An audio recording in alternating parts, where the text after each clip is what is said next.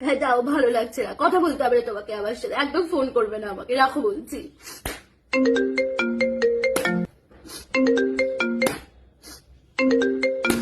বারবার ফোন করছে তো, মেসেজ করেই যাচ্ছে, স্ট্রেঞ্জ। ও এখন সব দোষ আমার, তুই কিচ্ছু করিস নি, তাই না রে? তুই কিচ্ছু করিস, তুই যে আমাকে যেদিন এরকম বলেছিলিস সেবেলা কি রে? সব দোষ যখন আমার সাথে কোনো কথা বলতে হবে না, খবরদার এখানে ফোন করবি না, বলে দিচ্ছি, ফোন না। সব দোষ আমার, ফোন করবি না বললাম বলে কি একবার আমাকে ফোনও করবে না? খুব রেলা বেড়েছে, খুব রেলা বেড়েছে। আরেকটু দেখি ফোনটা না আসুক, দেখি তো কোনো মেসেজ করেছি নাকি। ও কোনো মেসেজও নেই, বাবুর কোনো মেসেজও নেই। এই ফোন করবি না কেন রে? ফোনটা কেন করবি না? হ্যাঁ আমি কোনো ঝগড়া করতে ফোন করিস নাকি? সেজন্য তুই আমাকে ফোন করেছিস কি সেজন্য? ও আমি বললে বলে তুই আমাকে ফোনও করবি না একবারও?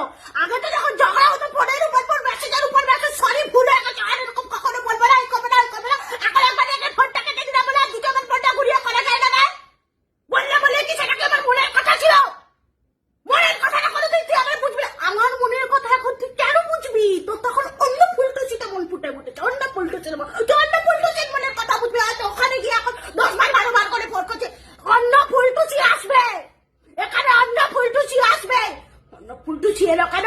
তোমার ব্যবহারই তোমার পরিচয় দিচ্ছে যে তোমার। হ্যাঁ যাও, ভালো।